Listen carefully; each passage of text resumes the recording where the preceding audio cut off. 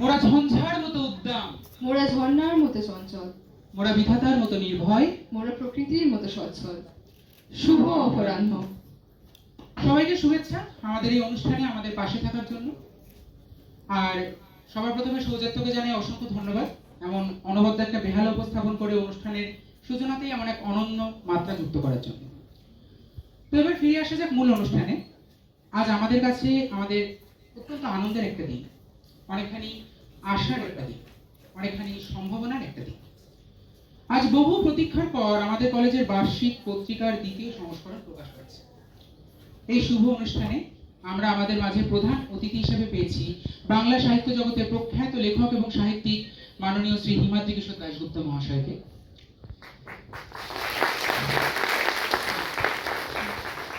I would now like to call our respected principal sir and the chief guest, Mr. Himadri Kishore Dashgupta, for lighting the lamp. As part of the traditional ceremonies, we would be privileged if you could light the lamp on stage, signifying the auspicious beginning of the event.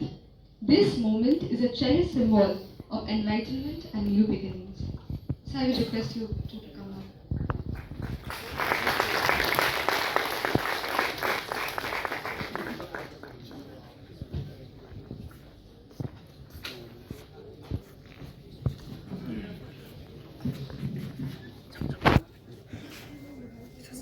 চাপা এখন মুশকিল ভাই।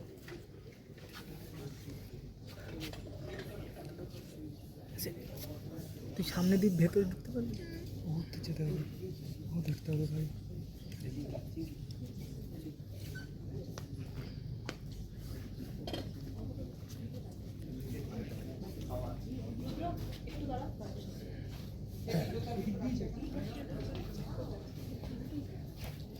জলদি যাওয়া হয়, এইটাকে সরা।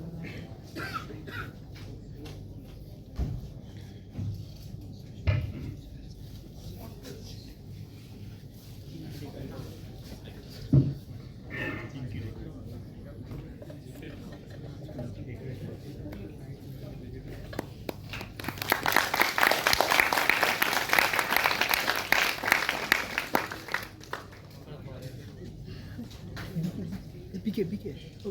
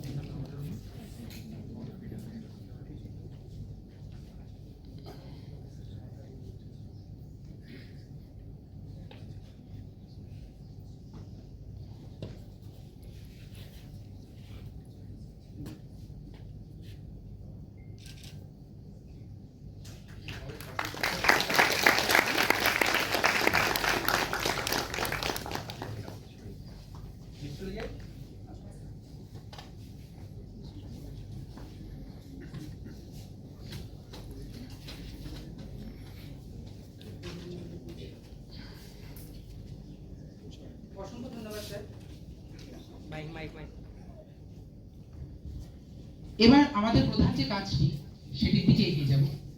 প্রচ্ছদ উন্মোচন।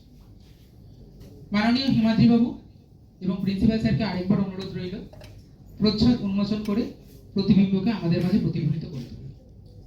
আমাদের প্রতিবিম্বের 2.0 প্রচ্ছদ এখন উন্মোচিত হতে চলেছে। সকলকে বলবো বিপুল করতালির সাথে এটিকে স্বাগত জানাতে।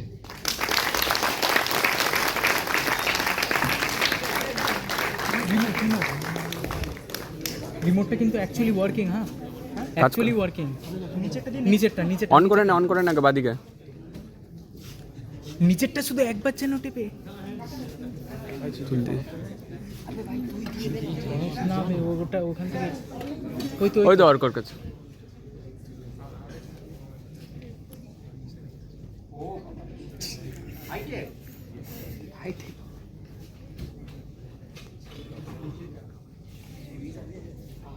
ঠিক করে হ্যাঁ স্যার, ঠিক আছে।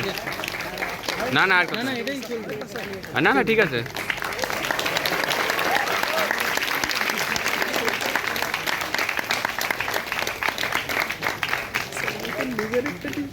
ঠিক আছে, আমি দেখে তখন টিভি অসংখ্য ধন্যবাদ স্যার, অসংখ্য ধন্যবাদ। তো না স্যার একটু বেরিয়ে আচ্ছা, আমি অজিত স্যারকে রিকোয়েস্ট করবো স্টেজে আসার জন্য। আমাদের স্যার এরপরে তো আর কি ডান্স আছে, তো তারপরে যখন আমরা করবো তখন আমরা ওটা সেট আপ করবো। Thank you. এবার আমি আমাদের মাননীয় প্রিন্সিপাল স্যারকে অনুরোধ করব আমাদের চিফ গেস্ট মাননীয় হিমাদ্রি বাবুকে সংবর্ধনা জ্ঞাপনের জন্য।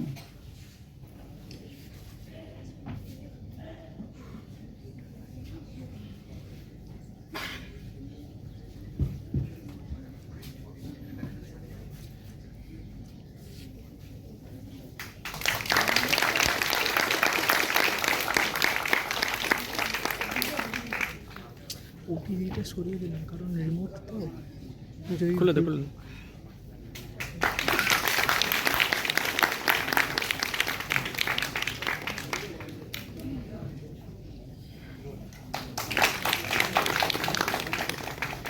এবার আমাদের প্রতিবিম্বের চিফ এডিটর মিস মনামী চক্রবর্তীকে অনুরোধ করব আমাদের মাননীয় প্রিন্সিপালকে সংবর্ধনা জ্ঞাপনের জন্য।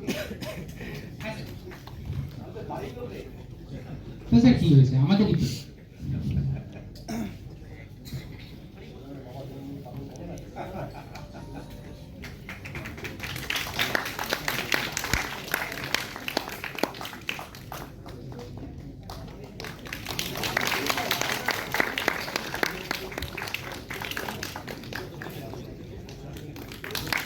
অসংখ্য ধন্যবাদ।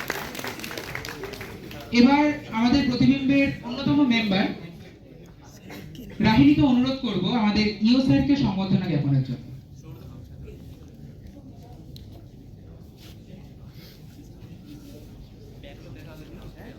আরে স্টেজের দিকে সামনে হয়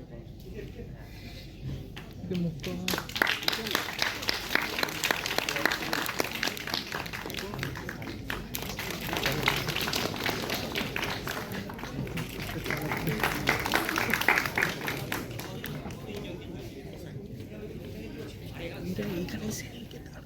এবারে আমাদের প্রতিবিম্বের অন্যতম মেম্বার শীর্ষাঙ্কুর রয়কে অনুরোধ রইল আমাদের চিফ এডিটর মনামী চক্রবর্তীকে সামান্য সংবর্ধনা জ্ঞাপনের জন্য।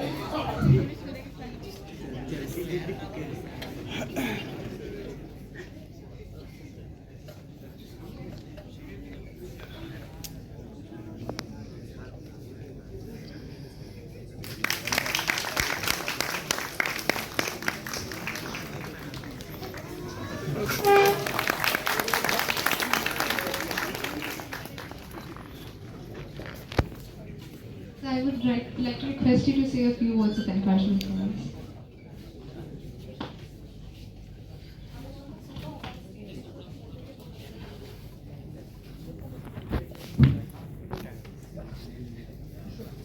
Good afternoon, respected chief guest, my dear colleague, and my dear students. It is very happy occasion for me that we are unveiling our second edition of Bodhidimbo. Last year it was first edition. This year it is the second edition, and it will go on. And the enthusiasm, the hard work that you have shown, this is tremendous. Now, when I was shown the draft copy of this particular magazine, you have seen that cover page, this year cover page is little different than the last year. At the first sight, I could not understand what is the meaning of this particular cover page. It took more than a day to understand what is the meaning. I could find the meaning that in front of our college building there is a water body and there is a reflection of all the activities that are being taken place in our institution, and it is a reflection. So the person, the student who has drafted the cover page, I salute him for this unique idea they have shown. Now we learn many things from them, and I find that when they do something that we cannot understand, we feel that my son and daughter are much more intelligent than we are, and this gives a great pride for all of us in this particular institute. Now about these activities, what we thought that we are going to be engineer. I was engineer. We deal with the machines, but our mind should not be like machine. Our mind should be complete human being with love, affection, and capability of expression. The world we see, we should be able to understand. We should be able to express it from our eyes. Now we are very much lucky that our previous accounts officer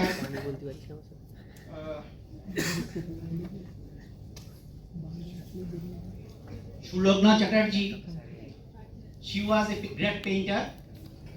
Those who attended last year's inauguration ceremony, there is an exhibition of her painting in this particular hall, and great painter Shubho Prasanna came to the occasion. She has left on transfer. We have got another person in her place. He is a great poet. That way we are very, very proud and privileged to get all the artists in our institution. Now if I share my views, that we have a WhatsApp group of our faculties, and many a time our present accounts officer, he posts poem. One day I felt that what is poem and what is story? In everybody's life we have our own story. We see the world with our own eyes. Only difference is that we cannot express it with words. Why not make a practice to express our feeling in words? And if you start this, it will be finer, finest, and it will go on. So his writing encouraged me to think in this direction, and I started writing poem. Though I am very much child in this particular area, I am 62 plus now by age. I have started writing poem now, and I gained courage that one or two poem I will recite you, and I will tell you that how a idea, how a thought, how a vision is converted into language. It's only to make you aware or to make you understand that even if you have not written a poem, you have not written a a story. If you try, you can do it. Like if I can do it, you also can do it. And my feeling is that everybody in the world, they must have some creative activity. It may be any creativity. You can be write a poem, you can write a story, you can be a good sportsman. Whatever activity you have something other than your normal activity, which is we call it hobby. Now this give you mental peace. Otherwise, you will become very mechanical. So I don't like to prolong my lecture here. Just I will recite one or two poems that I have written, only to not that I have become a great poet, only to show you that how my idea has been converted into a language. Only for that.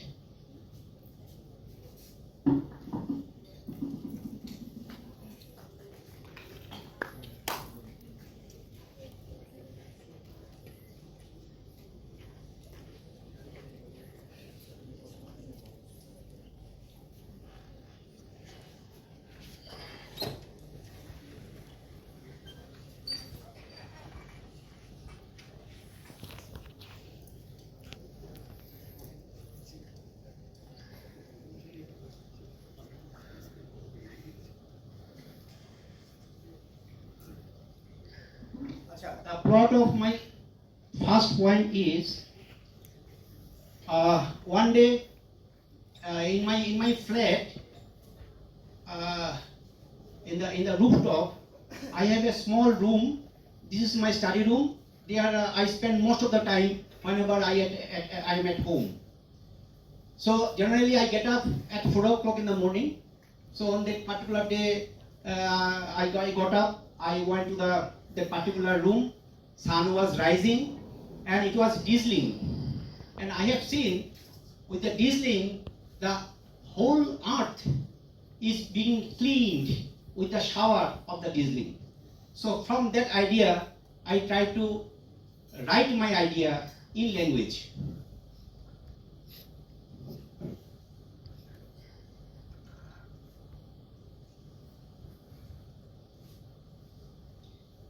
আজ এই প্রভাতে শুনেছি আমি পাখিদের কলরব, দেখেছি আমি সবুজের সমারোহ। প্রভাতে বইছে মলয় বাতাস, বজ্র মেঘে ঢাকা শ্রাবণের আকাশ। কখনো গর্জন, কখনো বর্ষণ, 7 রঙের রামধনু করেছে রঙের বিচ্ছুরণ। মুষল ধারায় পৃথিবী আজ স্নাত, উজ্জ্বল সবুজে যেন পরিবৃত। সদ্য স্নাত গাছ, সদ্য স্নাত পাখি, যেন আনন্দের ছড়াছড়ি। সদ্য স্নাত প্রাঙ্গণ যেন নিচ্ছে এক উৎসবের প্রস্তুতি। শুভ সকালে বিলিয়ে দিচ্ছে এক আনন্দের অনুভূতি। So that way I try to express my feeling in language. And another I will recite. This is another background. Now here everybody is adult. I am also adult. Though I shared this thing with my wife, she told, no, you don't recite this thing in front of the student. The background is, my wife and myself, we were classmates since 10+2. That means from 1979 we are together. We have crossed 45 years togetherness. Now one day I shared with one of our faculty also, Partho. One day I thought that if I close my eyes, I could not see her image in my mind. If I open my eye, I can see it. But if I close my eye, I cannot see her in my mind. So that hurt me, that we are staying together for 45 years. But till she is not in my heart, she is only in my eyes. So with this feeling, I have written this poem. I will share with you.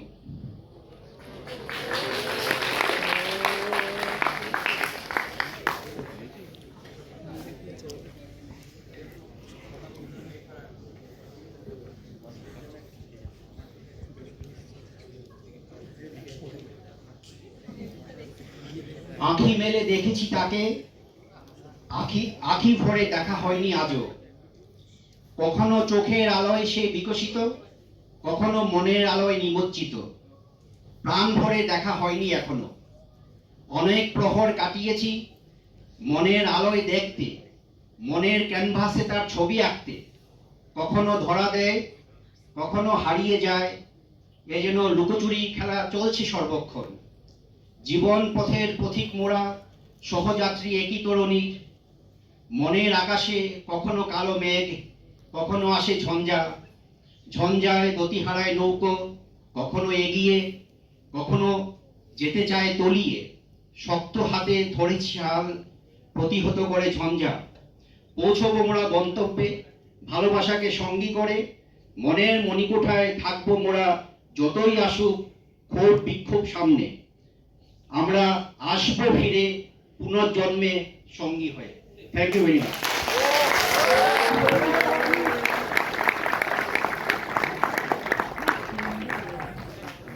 Thank you so much, sir, for kickstarting the event at such a high note. We love your poems.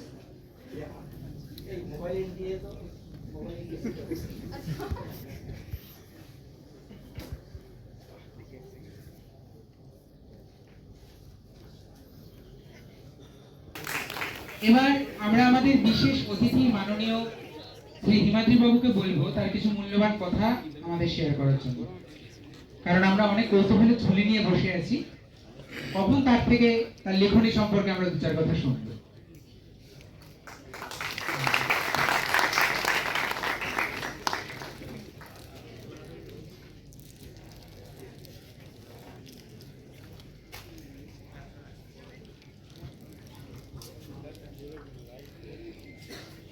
উপস্থিত শ্রদ্ধেয় অধ্যক্ষ মহাশয়, আমার শ্রদ্ধা শিক্ষক শিক্ষাবৃন্দ এবং ছাত্রছাত্রী বন্ধুরা, মানে আপনাদের মধ্যে আমি এসে খুব অস্বস্তি বোধই করছি, মানে অংশ মাঝে বকব্যথা এরকম। আপনারা এত উজ্জ্বল সমস্ত মানুষ, আমি ছাত্রছাত্রীদের ধরেই বলছি, মানে এই যোগ্যতা তো আমার কোনোদিন ছিল না। যেহেতু যোগ্যতাটা ছিল না, সেই জন্য আর অন্য কোনো কিছু কাজ করে পারি না বলেই হচ্ছে আমি লেখালেখিটা করি। এটা কিন্তু খুব মানে বাস্তব সত্য, এটা কোনো অন্য কোনো ভাবনা থেকে আমি বলছি না। আমি গর্বিত এবং কৃতজ্ঞ আজকে দু চার কথা বলবার জন্য, সুযোগ করে দেওয়ার জন্য। যদিও যেসব ছাত্রছাত্রীরা আমার সামনে আছে, এই বয়সটা আমারও ছিল এক সময়, যে মঞ্চে কেউ উঠলে পরেই এটা মনে হয় যে কখন শেষ করা হবে, কখন শেষ হবে, কখন বাড়ি যাবে। এটা কোনো দোষের না, ব্যতিক্রমের বিষয় না। আমার বয়স যখন এরকম ছিল, আমারও মনে এই ধারণা হতো। আপনাদের পত্রিকাটি প্রকাশ হয়েছে, আমি প্রিন্সিপাল সাহেবের ঘরে বসে পত্রিকাটা দেখছিলাম। যেটা দেখে ভালো লাগলো যে প্রায় সব ধরনের লেখাই তার মধ্যে স্থান পেয়েছে। দেখুন, লেখালেখির বিষয়টা, লেখা ভালো লাগার বিষয়টা হচ্ছে আপেক্ষিক। কোনো একটি লেখা কারোর ভালো লাগতে পারে, কোনো একটি লেখা কারোর পছন্দ নাও হতে পারে। কারণ হচ্ছে দুটো। এক হচ্ছে আমরা তো ভিন্ন ভিন্ন সামাজিক স্তর থেকে আসি, আমাদের দেখা বা আমাদের যে ভ্যালুস সেইগুলো কিন্তু বিভিন্ন ক্ষেত্রে বদলে যায়, এবং সেটা লেখকের লেখায় যেরকম রিফ্লেকশন পড়ে, যিনি পাঠক, যে পাঠিকা যিনি পড়ছেন, তাদের ক্ষেত্রেও একই রকমেরই ধারণা হয়। ভালো লাগার যে বিষয়টা, সেটা হচ্ছে আপনারা কাগজটা পরপর 2 বছর পড়তে পেরেছেন,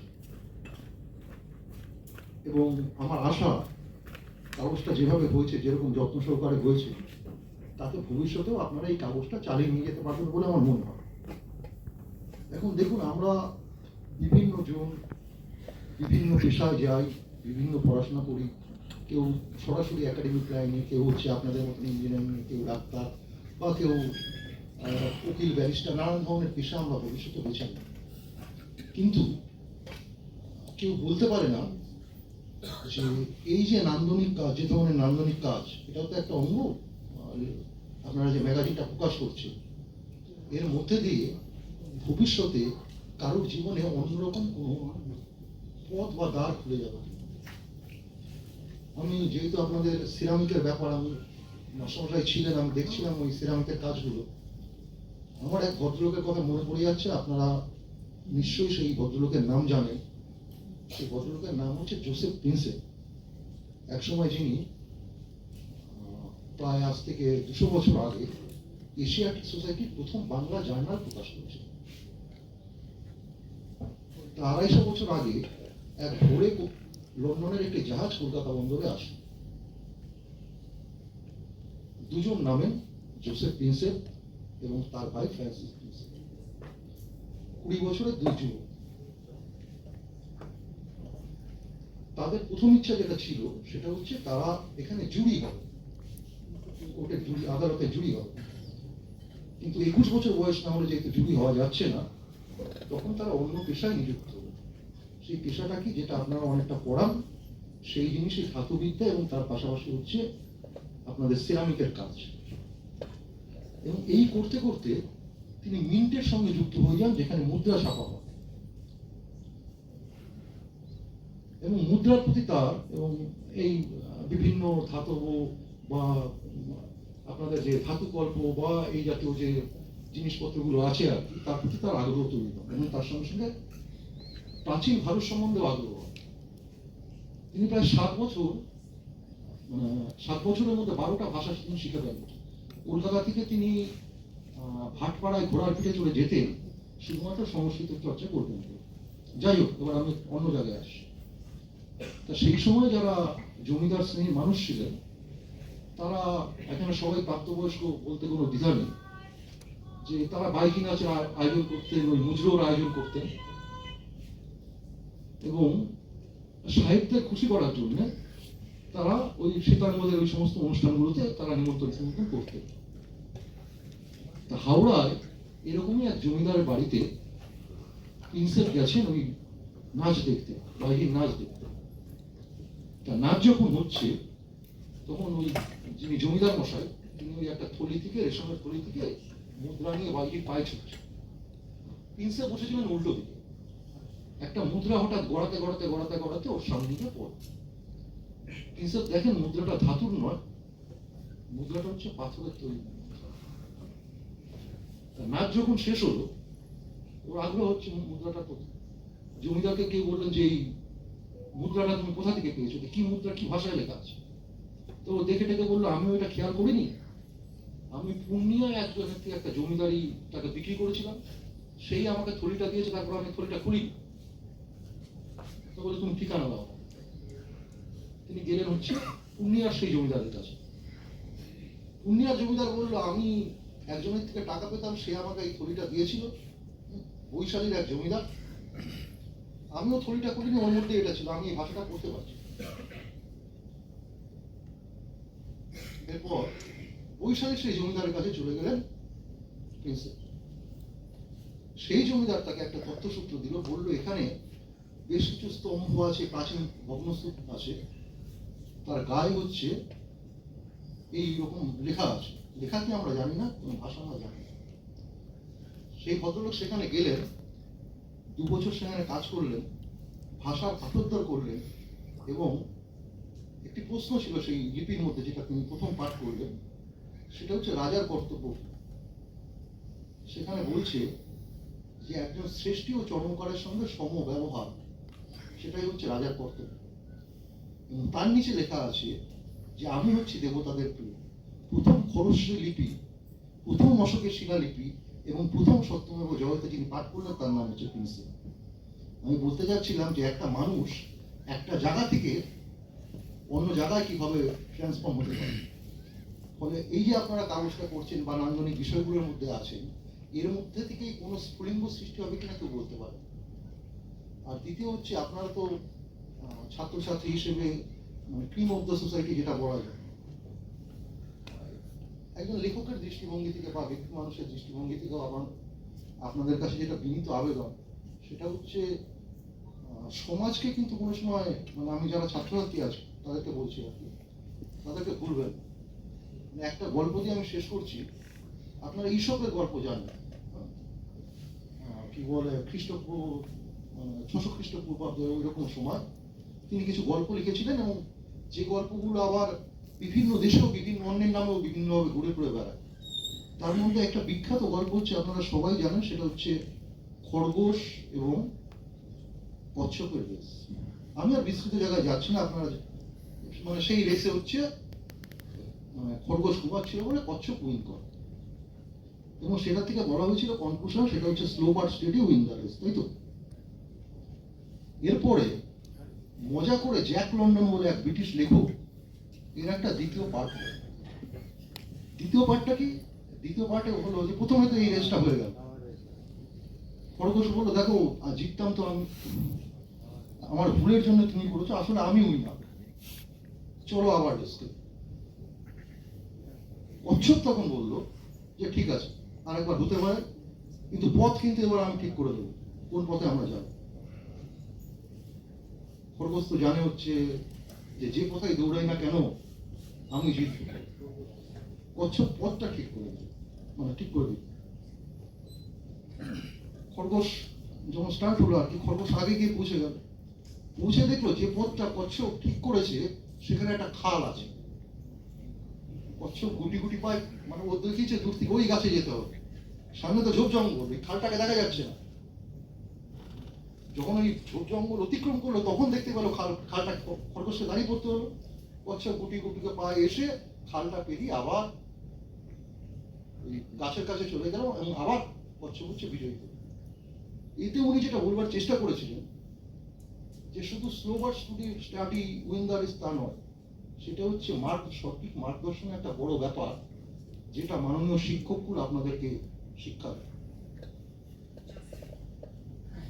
এবার তারও কিছুদিন পর আরেকজন বিখ্যাত লেখক, মার্কিন লেখক আর্নেস্ট হেমিংওয়ে, আপনারা পড়েছেন old man and the sea থেকে আরম্ভ করে আরো অনেক লেখক, তিনি মজা করে এরপর একটা তৃতীয় পার্ট লিখলেন, মানে অনুসরণ করে। তৃতীয় পার্টটা কি? দুবার তো খরগোশ আর কচ্ছপ বলে কচ্ছপ জিতে গেছে, আবার ওরা ফিরে এসেছে জায়গাটা যেখানটায় ওরা রেসটা আরম্ভ করেছিল। দুজনের মধ্যে তর্ক হচ্ছে কে ঠিক কে ভুল। ঠিক সেই সময় দেখতে পেল দূর থেকে একটা নেকড়ে বাঘ আসে। এরা দুজনে তখন বুঝতে পারলো যে নেকড়ে বাঘটা এসে কচ্ছপকেও খাবে আমাকেও খাবে। সেই সময় তারা কি করলো, কচ্ছপটার হচ্ছে খরগোশের পিঠে চলে বসে, তার দিয়ে কামড়ে বসে। খরগোশ কচ্ছপকে পিঠে নিয়ে দৌড়াবে, দৌড়বই সে যে খালটা ছিল সেই খালটার কাছে গেল।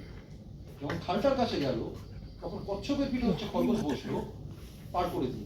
এতে যেটা বোঝাবার চেষ্টা করা হচ্ছে বা উনি বলবার চেষ্টা করেছিলেন যে এক দিনের শেষে আমাদের জীবনকে এগিয়ে নিয়ে যাওয়ার জন্য এবং বেঁচে থাকার জন্য পারস্পরিক নির্ভরশীলতা এবং সোসাইটি ছাড়া আমরা বাঁচতে পারবো। সেই জায়গায় যেন তোমরা যারা ছাত্রছাত্রী আছো আর কি, সমাজের সঙ্গে সেই দায়বদ্ধতা, সেই সংযোগ রেখে চলতে পারো। সবাইকে অনেক অনেক ভালোবাসা এবং কৃতজ্ঞতা, আবারও ধন্যবাদ জানাই আমাকে।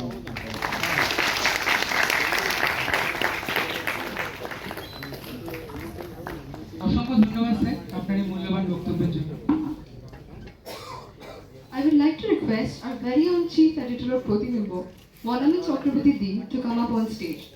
She has been the one who played the most pivotal role in shaping the voice and direction of a magazine, Protibimbo's second edition.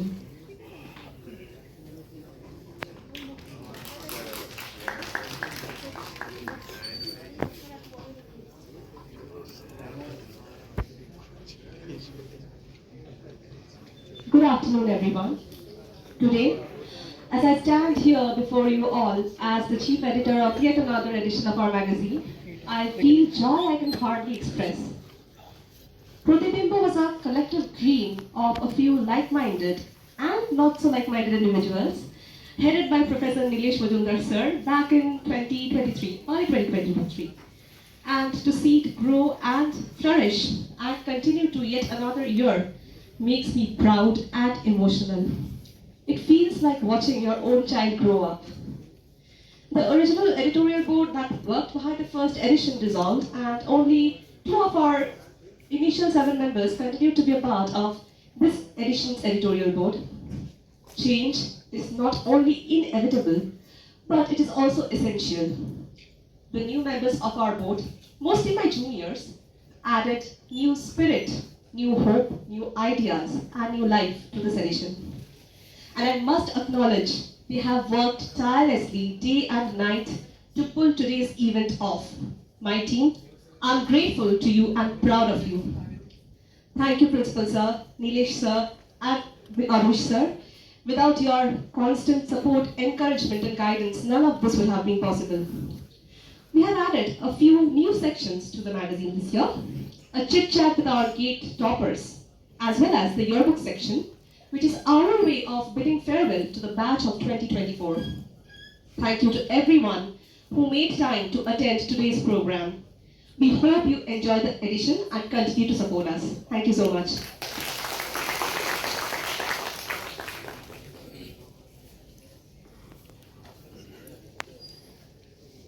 Thank you so much, Dee. We will now be moving on to the cultural performances of today's event. I would like to request our respected accounts officer, Mr. Autish Mishra sir, to grace the stage with his presence. His unwavering support towards the magazine has been greatly valuable.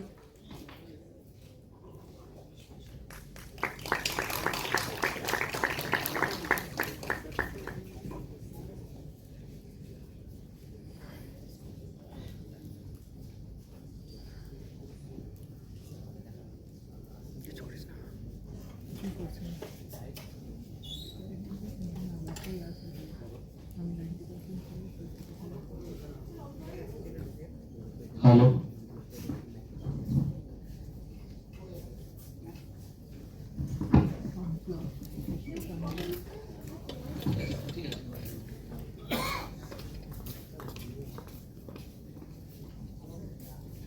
Respected Principal Sir,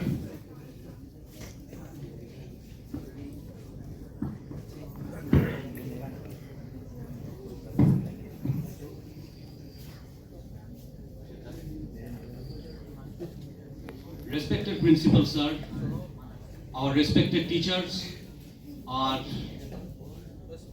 আজকে যার প্রেজেন্সের জন্য আমরা গোটা জিসিইসিটি সম্মানিত অভিভূত সেই স্বনামধন্য সাহিত্যিক হিমাদ্রি কিশোর দাশগুপ্ত সকলকে জানাই আমার নমস্কার এবং আমার সামনে উপস্থিত যে হিরেক টুকরো ছেলে মেয়েগুলো বসে আছে তাদের জানাই অভিনন্দন।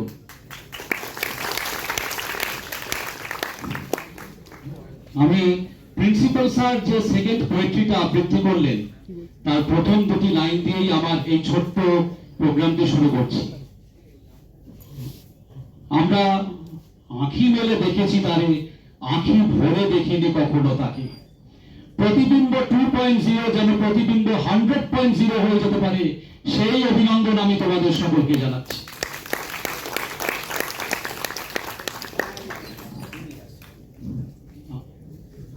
আগামীকাল স্বাধীনতা দিবস, আমরা গুটি গুটি পায়ে ৭৭তম স্বাধীনতা দিবস পালন করতে চলেছি। আনন্দ উচ্ছ্বাসের মাঝে কিন্তু কিছু প্রশ্ন আমাদের মনে থেকেই যাচ্ছে, কিছু জিজ্ঞাসা, কিছু উপলব্ধি নিয়ে আমার ক্ষুদ্র কবিমন স্বাধীনতার একটি অন্যরকম মানে খুঁজতে চেয়েছে, আমার স্বরচিত স্বাধীনতার মানে। সেবার একটা রাত এসেছিল, আলো ঝলমলে, উজ্জ্বল, হাসি খুশি, আর আমরা সবাই ছিলাম মাতোয়ারা, মাতাল, শৃঙ্খল ভাঙার নেশায়। অনেক দিনের নোয়ানো ঘাড় সেদিন ছিল উঁচু, আর মধ্যরাতের ঘণ্টাধ্বনি জানান দিয়েছিল এই ক্ষণে অনেকগুলো ভাঙা জোড়া লাগলো তোমার আমার হাতে হাতে। সেদিন সবাই হেসেছিল শোনা যায়, তবে আজ এত কান্না কেন? ৭৭ বসন্ত পেরিয়ে ৭৭টা ক্ষত যেন। একটা পথ ছিল তোমার আমার হৃদয়ের, লক্ষ্য ছিল ৭ রাঙা ভোর। আজ পেটের খাবার ভাগ হয়ে যায়, সঠিক মুখ খুঁজে পায় না। স্বাধীনতা দেখি হাসপাতালের আনাচে কানাচে হায় না, ঘাম ও রক্ত সিংহ সীমানা মুঠো হাত থেকে ঝরছে, আর কোটি কোটি চোখ আগুন অশ্রু মন গলা হয়ে ঝরছে। জাতির জনক সবুজ কাগজ সদা হাসি মুখে চাইছে, শুধু পুরো ঘরগুলো প্রাসাদের পাশে বড্ড বেমানান লাগছে। সেই at the stroke of midnight আমার কানে বাজে, আর চোখ দুটো খুঁজে চলে সব পেয়েছি আসর। শুধু ধর্ম অধর্ম জাত বেজাতের পাঁচিলগুলো ভাঙতে চায় না দেখি, সরতে চায় না দেখি। রাম রহিমের হাতে হাত, সবার থালায় গরম ভাত, তবেই আমি মুক্ত স্বাধীন, তবেই আমার আকাশ রঙিন। সবার আকাশ আলোয় আলো, কথা নয় কাজে, সবার তরেই স্বাধীনতার শঙ্খধ্বনি বাজে। এটাই আমার স্বাধীনতা, জানি তোমার সাথে হয়তো মিলবে না। আসলে পতাকাটা তিনখানি রং আমার কাছে শুধু রং না, তিনটি আবেগ, তিনটি সাহস, তিনটি বাঁচার রসদ পাই। তিনটি রংকে মিলিয়ে দিয়ে তবেই স্বাধীন হব সবাই। তাই সেদিনের অপেক্ষায় রইলাম, যেদিন এক ঝলক টাটকা হাওয়া আমার কানে কানে বলে যাবে স্বাধীনতার মানে। আর কোন এক মধ্যরাতের ঘন্টার ধ্বনির সাথে পতাকার তিনটি রং এক সুরে বেজে গেয়ে উঠবে, সারে জাহাঁ সে আচ্ছা হিন্দুস্তা হামারা। আমাদের অনেক আশা, অনেক প্রত্যাশা, সব কিন্তু মেটে না। হতাশা মনকে গ্রাস করে, মন চিৎকার করে ওঠে, জানতে চায় এতদিন পার করেও কেউ কেন কথা রাখেনি। সুনীলবাবু জানতে চেয়েছিলেন, কেউ কথা রাখেনি। 33 বছর কাটলো, কেউ কথা রাখেনি। ছেলেবেলায় এক বস্তুবিদা আগমনী গান হঠাৎ থামিয়ে বলেছিল, শুক্লা দ্বাদশীর দিন অন্তরাটুকু শুনিয়ে যাবে। তারপর কত চন্দ্রভোগ অমাবস্যা চলে গেল, কিন্তু সেই বস্তুবি আর এলো না। 25 বছর প্রতীক্ষায় আছি। মামাবাড়ির মাঝে নাদের আলী বলেছিল, বড় হও দাদা ঠাকুর, তোমাকে আমি 3 প্রহরের বিল দেখাতে নিয়ে যাব, যেখানে পদ্ম ফুলের মাথায় সাপ আর ভ্রমর একসাথে খেলা করে। নাদের আলী, আমি আর কত বড় হব? আমার মাথা এ ঘরের ছাদ ফুঁড়ে আকাশ স্পর্শ করলে তারপর তুমি আমায় 3 প্রহরের বিল দেখাবে? একটাও রয়্যাল গুলি কিনতে পারিনি কখনো। লাঠি লজেন্স দেখিয়ে দেখিয়ে চুষেছে লস্কর বাড়ির ছেলেরা। ভিখারির মতন চৌধুরীদের গেটে দাঁড়িয়ে দেখেছি ভিতরের রাস উৎসব। অবিরল রঙের ধারার মধ্যে সুবর্ণ কঙ্কন পরা ফর্সা রমণীরা কত রকম আমোদে হেসেছে। আমার দিকে তারা ফিরেও চায়নি। বাবা আমার কাঁধ ছুঁয়ে বলেছিলেন, দেখিস একদিন আমরাও। বাবা এখন অন্ধ, আমাদের দেখা হয়নি কিছুই। সেই রয়্যাল গুলি, সেই লাঠি লজেন্স, সেই রাস উৎসব আমায় কেউ ফিরিয়ে দেবে না। বুকের মধ্যে সুগন্ধি রুমাল রেখে বরুণা বলেছিল, যেদিন আমায় সত্যিকারের ভালোবাসবে সেদিন আমার বুকে এরকম আতরের গন্ধ হবে। ভালোবাসার জন্য আমি হাতের মুঠোয় প্রাণ নিয়েছি। দুরন্ত ষাঁড়ের চোখে বেঁধেছি লাল কাপড়। বিশ্ব সংসার তন্ন তন্ন করে খুঁজে এনেছি 108টা নীলপদ্ম।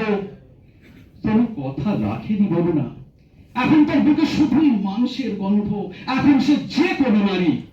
কেউ কথা রাখেনি। 33 বছর কাটলো, কেউ কথা রাখে না। কিন্তু সত্যি কি কেউ কথা রাখে না? আমাদের এই জিসিসিটি কিন্তু কথা রেখেছে। সুদূর বেনারসে গিয়ে একটি ইন্টার কলেজ কম্পিটিশনে এখানকার সোনার টুকরা ছেলেমেয়েরা অনেকগুলো সম্মান নিয়ে ফিরে এসেছে এবং আমাদের সবার সামনে তুলে ধরেছে একটি উজ্জ্বল সম্ভাবনা।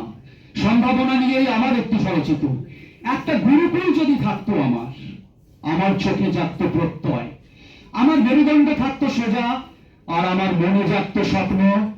যে স্বপ্নের পিঠে ডানা লাগিয়ে আমি হাওয়ার বিপরীতে উড়ে যেতাম দূরে, অনেক দূরে, হয়তোবা বেনারসে। একজন গুরু যদি থাকতো আমার মনে জাগতো খিদে, আমার বুকে জাগতো সাহস, আর আমার পায়ে জাগতো গতি। যে গতির কাঁধে ভর করে আমি স্রোতের বিপরীতে নৌকা বাইতাম, ভেসে যেতাম দূরে, অনেক দূরে, হয়তোবা বেনারসে। কিছু সখা যদি থাকতো আমরা হাসি দিতাম ভাগ করে, আমরা সাহস দিতাম জোড়া, আর আমাদের মগজ যেত জুড়ে।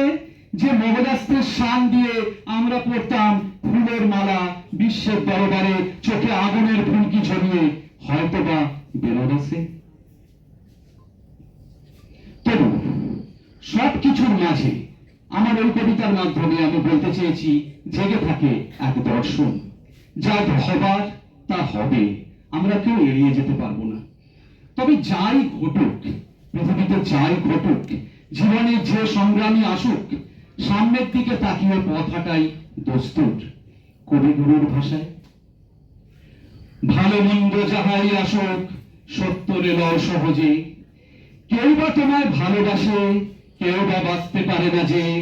কেউ বিকিয়ে আছে, কেউ বা শিখি পয়সা ধারে না যে। কতকটা যে স্বভাব তাদের, কতকটা বা তোমারও ভাই। কতকটায় ভবের গতি, সবার তরে নয় সবাই। তোমায় কতক ফাঁকি দেবে, তুমিও কতক দেবে ফাঁকি। তোমার ভোগে কতক পড়বে, পরের ভোগে থাকবে বাকি। মান্ধাতারি আমল থেকে চলে আসছে এমনি রকম, তোমারই কি এমন ভাগ্য বাঁচিয়ে যাবে সকল যখন? মনের আজ সহজে ভালো মন্দ যাহাই আসুক, সত্যরে লও সহজে। অনেক ঝঞ্ঝা কাটিয়ে বুঝি এলো সুখের বন্দরেতে, জলের তলে পাহাড় ছিল লাগলো বুকের অন্দরেতে।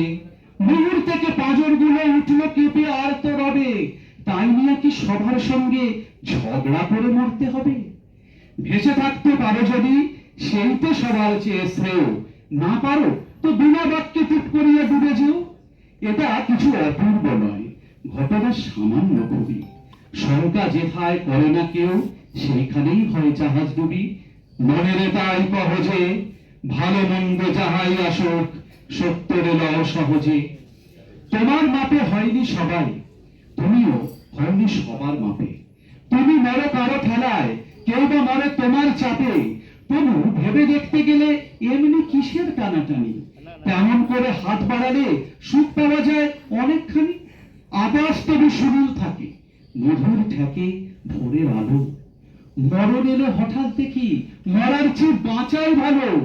যাহার লাগি চক্ষু বুঝে বহিয়া দিলাম অশ্রু সাগর, তাহারে বাদ দিয়েও দেখি বিশ্বভুবন মস্ত ডাগর। মনের তাই কহজে ভালো মন্দ যাহাই আসুক, সত্যরে লও সহজে। নিজের ছায়া মস্ত করে অস্তাচলে বসে বসে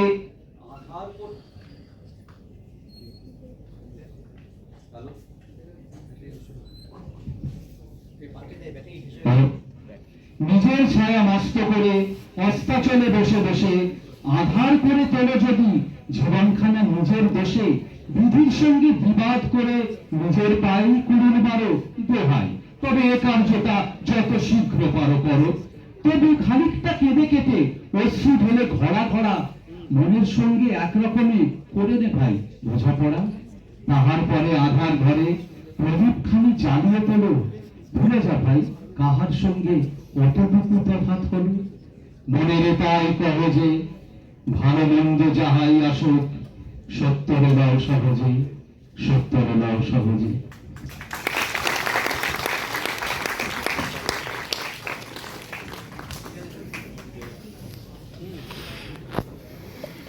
এরপরে ব্ল্যাক ব্যাকগ্রাউন্ড, তাই তো? Yes.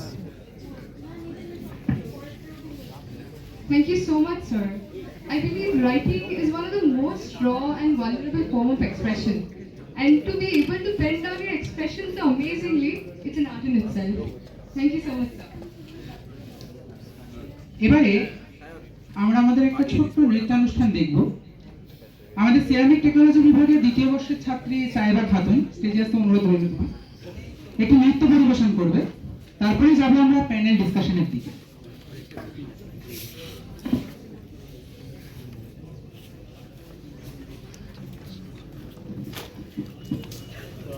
না থাক, কি থাক থাক। থাকবে?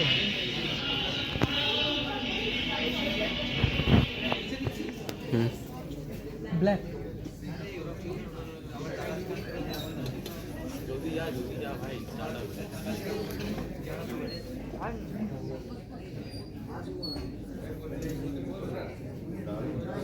I like you.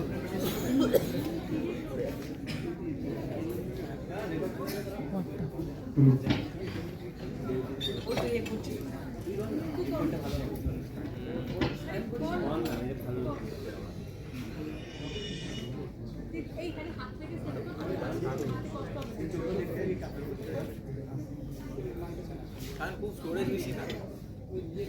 মাইকটা দিয়ে আরে কন্টেন্ট পেয়ে গেছে ইউটিউবে।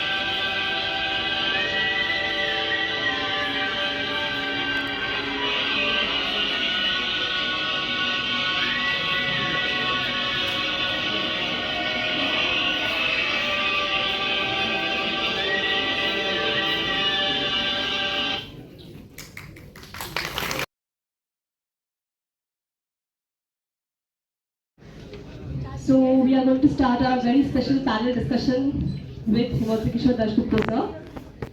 Sir, আমার আপনার কাছে প্রথম প্রশ্ন, আপনি হরর থ্রিলার জনারের লেখক প্রখ্যাতভাবে, তো আপনাকে এই জনারতে লেখার জন্য কে কিভাবে অনুপ্রাণিত করেছিল বা এই জনারটি চুজ করার পেছনে আপনার অনুপ্রেরণা কি, যদি একটু শেয়ার করেন আমাদের সাথে। প্রথম কথা হচ্ছে, শোনা যাচ্ছে? হ্যাঁ স্যার। কেন কি ডিসকাশন করতে ভয় লাগছে? ভয় লাগছে মানে হচ্ছে এরকম কিছু সিনেমায় দেখায় যে যখন কি করে কোর্ট মার্শাল হয় এরকম সামনে বসে আর একজনের বিচার হয়। যাই হোক, প্রথম কথা হচ্ছে আমি পেশাদার লেখক, লেখালেখিটাই পেশা। একটা সরকারি ছোট্ট চাকরি করতাম, সেই চাকরিটা ছেড়ে লিখতে এসেছি। ফলত অনেক ক্ষেত্রে এইরকম হয় যে প্রকাশক বা সম্পাদক আমাকে যে লেখার নির্দেশ দেয় আমার জীবিকার জন্য আমাকে সেই লেখাটা লিখতে হয়। এবং আমি মনে করি যে সব ধরনের সকল লেখাই হচ্ছে কষ্টকর। ধরুন আমাদের মধ্যে এখনো একটা ভাবনা প্রচলিত আছে, এবং আমি নিজে সব জনারেই লিখি, ঐতিহাসিক, সামাজিক বা অন্যান্য যা আছে সব জনারেই লিখি। যে সমস্ত লেখক শুধুমাত্র রহস্য রোমাঞ্চ লেখেন বা ভৌতিক লেখেন, তারা ঠিক লেখকের পর্যায়ে পড়েন না বা সমবর্তীয় নন। এটা এক ধরনের এখন লেখকদের মতো ধারণা আছে, কিন্তু আমি বিনম্রভাবে তাদেরকে জিজ্ঞেস করতে চাই, তাহলে এখনো দ্বিতীয় একটা প্রাংশকারের মতো লেখা বেরোচ্ছিল, একটা মধুসুন্দরী দেবীকে নিয়ে সকল তারা তান্ত্রিক বেরোচ্ছে। আসলে সাহিত্যের যে কোনো ধরনের লেখাই হোক, সেটা যদি সফল লেখা হয় তাহলে সেই লেখাটা টিকে থাকবে, যদি না হয় সেটা টিকে থাকবে। এবার লেখার অনুপ্রেরণার কথা যেটা বললেন আর কি, যে এই ধরনের লেখা, আমার ব্যক্তিগত যে ধারণা বা অভিমত, বা আমি যখন আমার কৈশোর কাটিয়েছি বা ছোটবেলা কাটিয়েছি, তখন আমার যেটা মনে হচ্ছে যে এই ধরনের লেখার প্রতি যে অ্যাডভেঞ্চার, অতিপ্রাকৃত যে বিষয়গুলো আছে, এই বিষয়গুলোর উপর ছোটদের আকর্ষণটা বেশি হয়। বড়দের যে আকর্ষণ নেই তা বলছি না, কিন্তু অবশ্যই বিখ্যাত লেখক বড়দের জন্য লিখেছেন। ভৌতিক বিষয়টা এরকম হাতে গুলো দেখবেন আপনি যে হয়তো দু চারজন আছেন তারা ভৌতিক লেখা লিখে, রবীন্দ্রনাথও লিখেছেন। সবসময় ব্যক্তিগত বিশ্বাসের সঙ্গে জড়িত থাকে তা আদৌকেই নয়।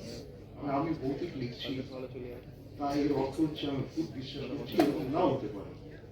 মানে যারাই যে কোনো পেশাদার, মানে পেশাদার যারা এই ইস্ট বেঙ্গলে খেলছে, কেউ মোহামেডানে খেলছে, কেউ হয়তো অভিনয় করতে গিয়ে নায়কের ভূমিকায় অভিনয় করছে, কেউ খলনায়কের ভূমিকায় অভিনয় করছে, তার অর্থ এই নয় যে ব্যক্তিগত জীবনে তারা সেরকম। পেশা হিসেবে নিতে হলে পরে যেটা সময়ের দাম, সেই সময়ের দামটাকে মানতে হবে। এবং এই সময় আমি ওই প্রিন্সিপাল সাহেবের পরে আলোচনা করছিলাম যে এই চাকরি ওরিয়েন্টেড বা এই লেখাপড়ার যে চাপ আছে, তার কারণে মানুষের ইয়ে সংখ্যা খুব কম, সময় সংখ্যা খুব কম। ফলে এটা হচ্ছে ইন্টারটেইন, ওই অজিতাবু কি বলে নানা রঙের দিনের মতন যেটা বলেছিলেন আর কি, যে দিনের শেষে হচ্ছে আমরা সবাই যোদ্ধা, আমরা এন্টারটেইন করতে এসেছি। অজিতেশ বন্দ্যোপাধ্যায়ের ওই কথা আমার লেখকদের ক্ষেত্রেও সত্যি বলে মনে হয়। তারপরে রবীন্দ্র পাখির দুটো জিনিস, সেবা না লোকের সেবা। আমি ব্যক্তিগতভাবে মনে করি যে লেখা যদি পেশা হয়, ইউরোপের লোক যারা, তারা হচ্ছে সেই অর্থে এথেন্সের সেবা বলে মনে করেন না, তারা কিন্তু ব্যক্তি সেবা বলে মনে করেন। এবং এটা খারাপভাবে দেখা, কারণ এমনি এই কারণে যে কোনো ক্ষেত্রে হচ্ছে পেশাদারি চেক করবে। আমি যদি কার থেকে টাকা নেই, আমার দায়বদ্ধতাটা আরো বেড়ে যায়। ফলত এই সমস্ত মিলিয়ে মিশিয়ে সময় দাঁড়িয়ে নিয়ে যাচ্ছি। এবার আমার কোনটা লেখা লিখতে ভালো লাগে, কোনটা লিখতে ভালো লাগে না, সেটা হচ্ছে অনেক ব্যাপার। তো দ্বিতীয় প্রশ্নটি আমি করতে চাইবো, তো বর্তমান যুগে ইন্টারনেট এবং সোশ্যাল মিডিয়া এক্সপ্লোশনের পরে তো যেমন যে কোনো রচনা, সাহিত্য সৃষ্টি সবই অনেক অ্যাক্সেসিবল হয়ে গেছে জনমানুষের কাছে। তো বলা যেতে পারে মানে জনমাধ্যম অনেকটাই বর্তমানে সেন্সিটিভ বেশি আগের তুলনায়। তো আপনার কি এমন কোনো রচনা, সাহিত্য বা কিছু রয়েছে যেটার জন্য আপনাকে পরবর্তীতে কোনো রকম কন্ট্রোভার্সির সম্মুখীন হতে হয়েছে? এখন কন্ট্রোভার্সির বিষয়টা হচ্ছে, বললাম না, প্রথমে বলছিলাম যে এক একজন একটা সোসাইটিতে আসে, তাদের ভ্যালুজ একই, ফলে কোনো লেখা তার ক্ষেত্রে কারো কিছু কন্ট্রোভার্সি মনে হতো। আমি একটা নিজের লেখা দিয়ে আমি উদাহরণ দিচ্ছি। আমার একটা ঐতিহাসিক সিরিজ সুন্দরী সিরিজ, প্রথম যে বই লেখাটা আমি লিখেছিলাম খাজুরাহ নিয়ে, খাজুরাহ সুন্দরী, সে সময় আমি নারীদের উপর ব্রাহ্মণ্যবাদের অত্যাচার, যাহা তোকে এটা দেখালাম, একটা অংশের লোক বললো খুব ভালো, খুব ভালো, খুব ভালো। এরপর যখন আমি বন্দর সুন্দরী লিখছি, তখন আমি দেখাচ্ছি যে গুরুত্বপূর্ণ ভাস্কর সে কিভাবে যখন ভারতবর্ষে প্রবেশ করছে, একটা ভিডিও হজযাত্রীদের জাহাজ যাচ্ছে, যারা যুদ্ধবাজ না, কোনো কিছু মক্কা থেকে ভাস্কর ফিরছে, মানে কি নৃশংসতার সাথে ভাস্কর সেই জাহাজটাকে তৈরি। তখন একটি অংশ আমাকে চিহ্নিত করছে যে এই খ্রিস্টান বিরোধী। আমি যখন সোমনাথ সুন্দরী লিখছি, সেই সময় কি বলে যারা আসছেন মধ্যপ্রাচ্য থেকে কিভাবে মন্দির ধ্বংস করছে, তখন লেখক বইয়া ইসলাম বিদ্বেষী। আসলে হচ্ছে যখন আমি যেভাবে লিখছি, যার গায়ে লাগবে সেই রিফ্লেকশন থেকে সেটা বলবার চেষ্টা করি।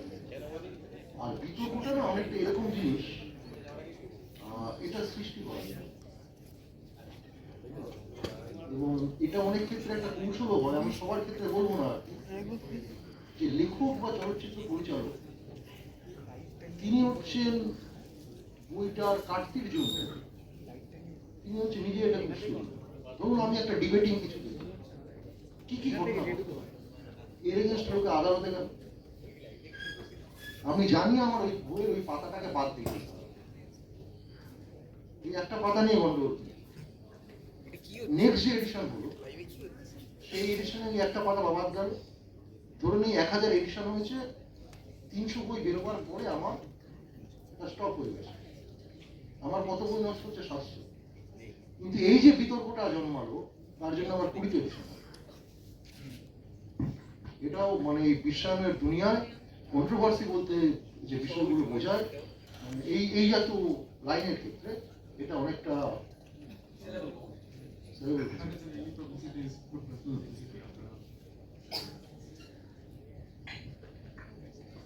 পরের কোশ্চেনটা আমি করতে চাইছি।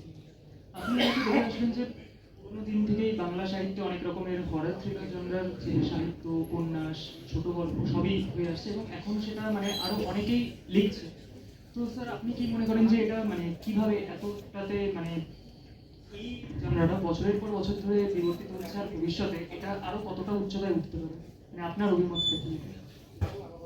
না, আমরা যেটা কল্পলোকে না আমরা সবাই থাকতে ভালোবাসি, এবং এই যে মানুষের ভয় পাওয়া, মানুষ ভয় বা ভয়ের রস, এটাও কিন্তু সাহিত্যের একটা রস, এবং এটাও মানুষ উপভোগ করতে চায়।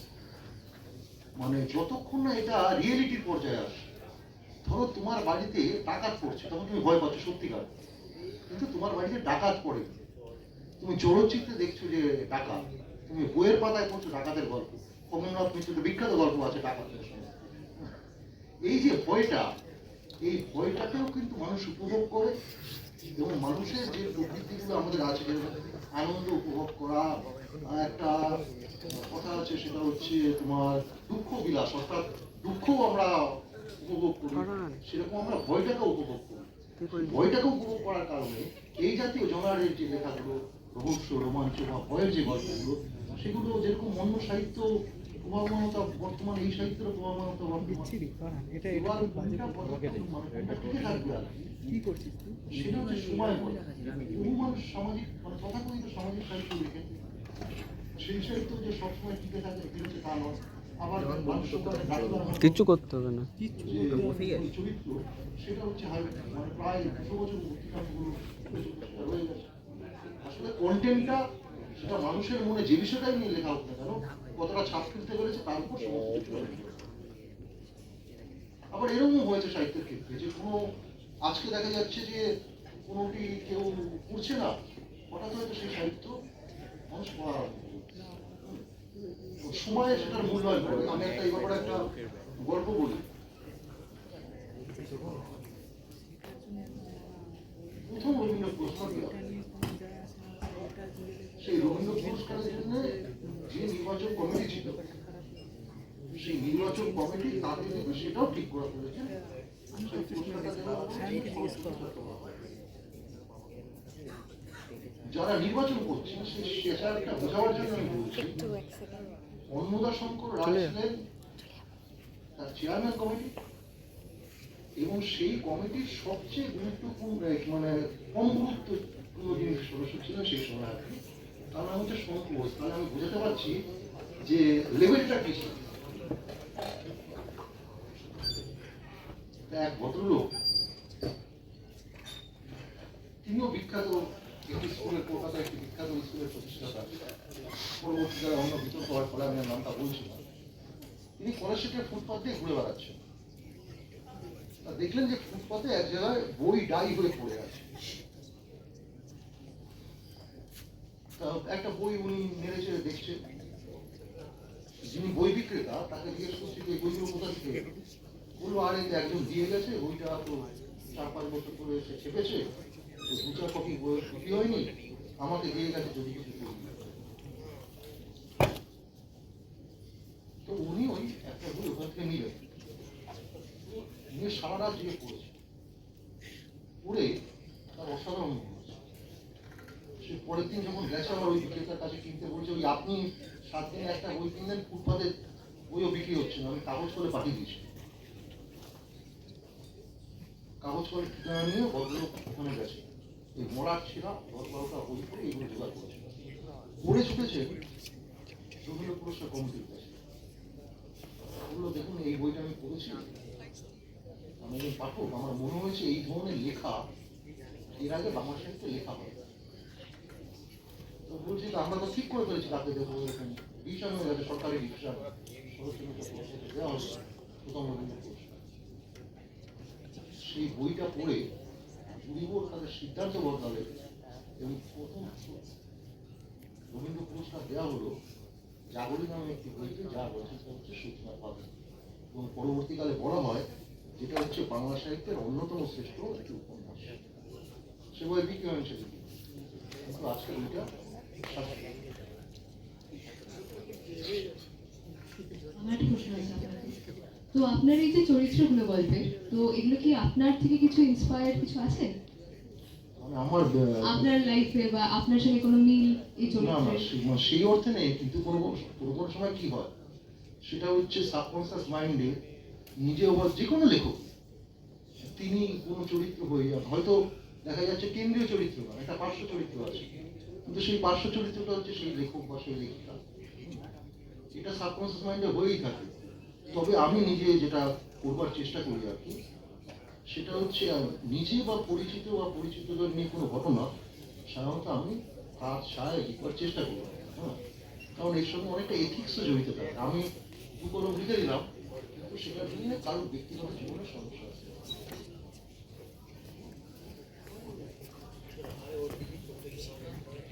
হিমাদ্রি স্যারের কাছে আমার একটা প্রশ্ন আছে। আজকাল সোশ্যাল মিডিয়ার যেরকম ভালো দিকও আছে সেরকম খারাপ দিকও তো আছে। সোশ্যাল মিডিয়াতে যেরকম অর্পিতা সরকারের সঙ্গে ঘটেছে, এবং উনি ফেসবুকে পরে ওনার সবাই আমার মানে পরিচিত, নাম না নিয়ে বলবো। আচ্ছা আচ্ছা ঠিক আছে, আমি তাহলে নাম না নিয়ে বলছি। এরকম অনেকের ক্ষেত্রেই ঘটেছে যে তার লেখা কিন্তু অন্য কোনো অখ্যাতনামাকেও তিনি নিজের বলে চালিয়ে দিয়েছেন, যেটাকে আমরা প্লেগিয়ারিজম বলি আর কি। তো এই জিনিসটা যে সোশ্যাল মিডিয়াতে একটা ভয়ানক জায়গায় চলে যাচ্ছে, সেই ব্যাপারে আপনার কি মতামত? শুনুন, এই মানে কুম্ভিলক বৃত্তি যাকে বলে আর কি, সেটা আজকে না, আজকে থেকে 100 বছর আগেও ছিল। অনেক প্রখ্যাত সাহিত্যিক একসময় এটা করেছেন। বিশেষত বিদেশি লেখক যারা আছেন তাদের গল্প উপন্যাসকে কেন্দ্র করে।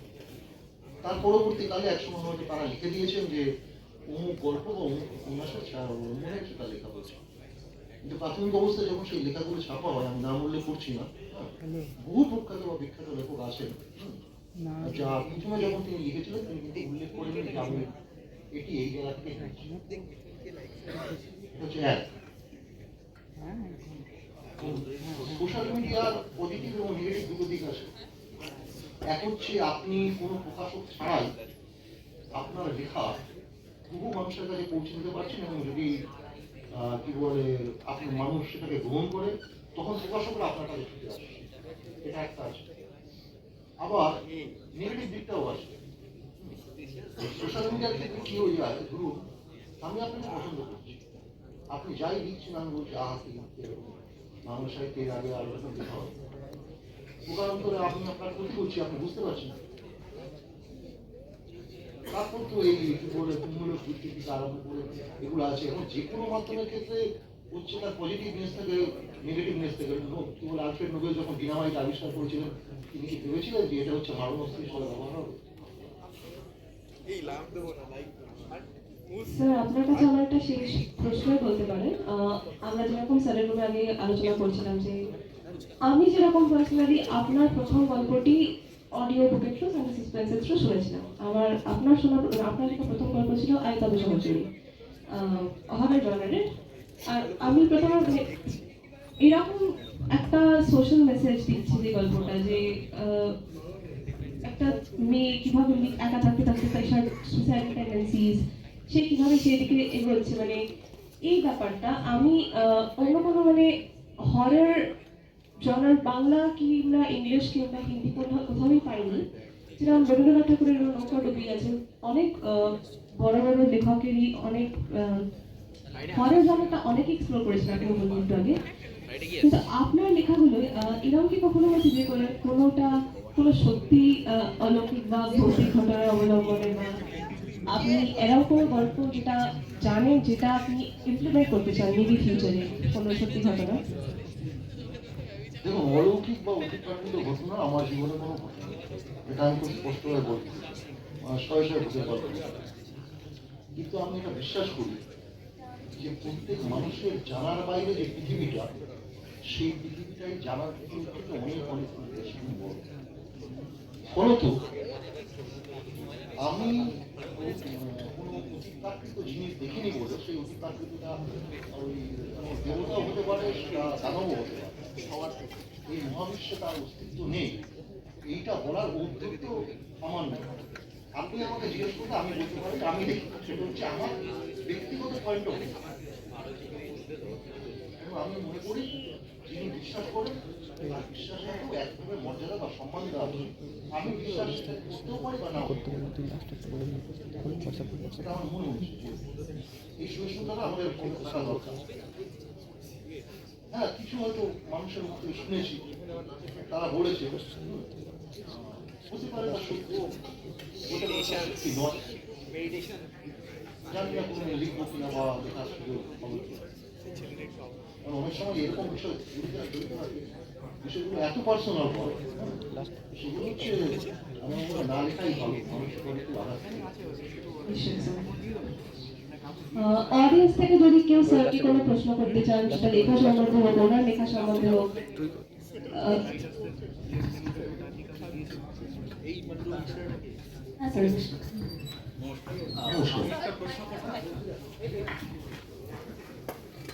আমি একটা প্রশ্ন করতে চাই, সেটা লেখা রিলেটেড নয়, কিন্তু আপনি একটু আগে বললেন যে আপনি প্রফেশনালি রাইট করেন, যে আপনি রাইটিং অন রিকোয়েস্ট করেন, যে ধরুন আপনাকে কেউ লিখতে বললো তখন আপনি সৃষ্টি করছেন।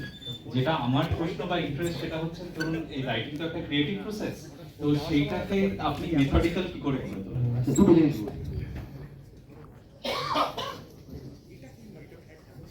এক ধরনের লেখালেখি, এই লেখাটা হচ্ছে মানে আমার নিজের জন্য লেখা, বুঝুন আপনি বলছেন, সেই লেখাটা হয়তো আমি সারা বছর ধরে টুক টুক টুক টুক টুক টুক করে লিখে যাচ্ছি। এবং আমার ব্যক্তিগত অভিজ্ঞতা, হয়তো কোনো লেখা আমি খুব মনোযোগ দিয়ে লিখলাম, পড়াশোনা করে লিখলাম, হৃদয়ের যে অনুভূতি আছে সেই অনুভূতিগুলোকে একদম গামছা, ভিজা গামছার মতো নিংড়ে আমি লিখলাম, সেটা দেখলাম যে পাঠক গ্রহণ করছে। আবার অনেক সময় এইরকম হয়েছে যে আমি একটা মানে খেলার ছলে লিখেছি, এই আমাকে বললো দাদা আমাকে 25 দিনের মধ্যে আমাকে দিতে হবে, দিন না। আমি লিখে দিলাম, পেশাদার আমি পয়সার জন্য আমি লিখে দিলাম। হয়তো সেই লেখাটাই পাঠকের কাছে খুব গ্রহণীয় হয়ে গেল।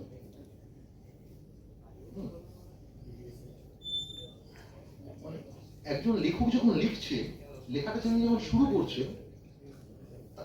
মানে প্রথম লাইনটা লেখার পরে কিন্তু তার মনের মধ্যে এটা কাজ করছে না, এটা তিনি পেশার জন্য লিখছেন না নিজের লেখার জন্য লিখছেন। সবসময় চেষ্টা করেন হচ্ছে লেখাটা যাতে ভালো হয়। মানে ধরুন কেউ, আমি ধরে নেই হাইপোথেটিক্যালি, কেউ তার সামনে দেশের ফুটবল টিমে খেলার চান্স আছে, আবার তার পাশাপাশি হচ্ছে ফুটবল বিশ্বকাপে খেলার চান্স আছে। সে কোন খেলাটাই ভালো খেলবে? বিশ্বকাপের ফুটবল বিশ্বকাপের গ্ল্যামার অনেক বেশি, আর নিজের দেশের খেলার গ্ল্যামার অত নেই। কিন্তু সেই প্লেয়ার সবসময় চেষ্টা করবে যে তার সেরা যেটা আছে সেটাকে উজাড় করে দেওয়ার জন্য। কোনো সময় সেটা ভালো হতে পারে, কোনো সময় সেটা খারাপ হতে পারে। এবং একটা মজার কথা তো বলাই থাকে যে যিনি লেখেন তিনি ব্যক্তি মানুষ নন। ফলত অনেক সময় ব্যক্তিগত বিশ্বাস অবিশ্বাসের সঙ্গে লেখা রিলেটেড হয় না। এটা একটা মানে আমাদের খুব বুঝে নেওয়ার ব্যাপার আছে। আর দ্বিতীয় ঘটনা হচ্ছে যে আরেকটা বিষয় আসে যে যেটা দেখবো সেটা লিখবো না, যেটা কল্পনা সেটা লিখবো। এটা নিয়ে কিন্তু দুই ধরনের মতবাদ। ধরুন পার্লেস বাগকে চায়না পাঠানো ছিল, চায়নার উপর দেখে উপন্যাস লেখার জন্য প্রকাশক করে দিয়েছিল। তাহলে তিনি যেটা দেখেছেন তিনি সেটা লিখেছেন। আবার লুইস ক্যারল যখন অ্যালিস ইন ওয়ান্ডারল্যান্ড লিখছে, তিনি তো ওই পরাবাস্তবতার মধ্যে যাননি কোনো সময়, তাহলে তিনি সেটা কল্পনার মধ্যে দিয়ে সেই পরাবাস্তবতাটা স্বীকার করেছেন। এখন সাহিত্যে দু ধরনের লেখাই হয়, যিনি লিখতে পারবেন তিনি না দেখে লিখতে পারবেন, যিনি পারবেন না সেটা হচ্ছে তিনি সেখানে হাজার দিন বসে থাকলে কে দেখলে পরেও কোনো কিছু হবে না, কারণ এটার সঙ্গে একটা অনুভূতি জড়িত থাকে। তবু একদল বলে যেটা দেখবে সেটা তুমি লিখবে, যেটা দেখবে না সেটা লিখবে না। আবার একে কাউন্টার করে অনেকে বলেন যে তাহলে তো রিপোর্টার আর লেখকের মধ্যে পার্থক্য।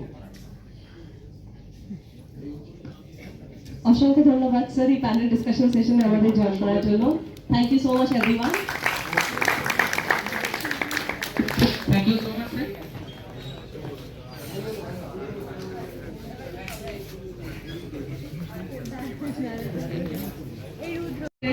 From the very first days, it was an absolute honor to be the chief editor for these 2 years. And as I already mentioned, change is inevitable. But before I announce the change, I would like to thank my team this year. Thank you so much, Arthur Prabhu, Dr. Rahini, Shirshanpur, Devarshi for conducting. Thank you, Kakon, thank you, Ashmita, thank you, Nilesh sir, thank you, Shayan, thank you, Izaz, thank you everyone who took part, thank you, Devarshi as well. I'm sorry if I missed anybody out.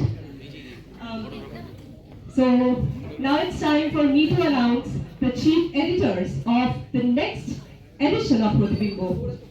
I believe my very efficient juniors with Dr. Kaur of second year CSE and Shushankar Rai of second year CT will come up on stage, will prove to be far more efficient, far more skillful than I am, and I believe that Protibimbo will continue to flourish under them. So here are our new chief editors for the next edition. Can we please have a round of applause? Thank you. That being said, it's time for me to sign off, as they say. So here's me signing off. My last year as chief editor, and thank you so much for giving me the honor, the pleasure. Thank you so much, everyone.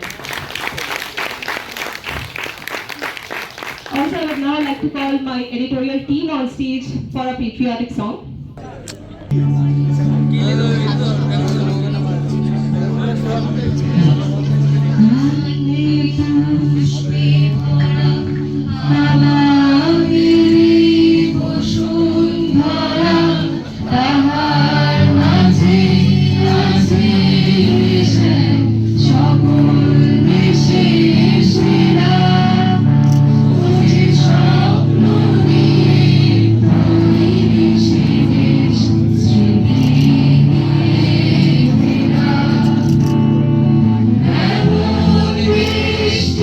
কোথায়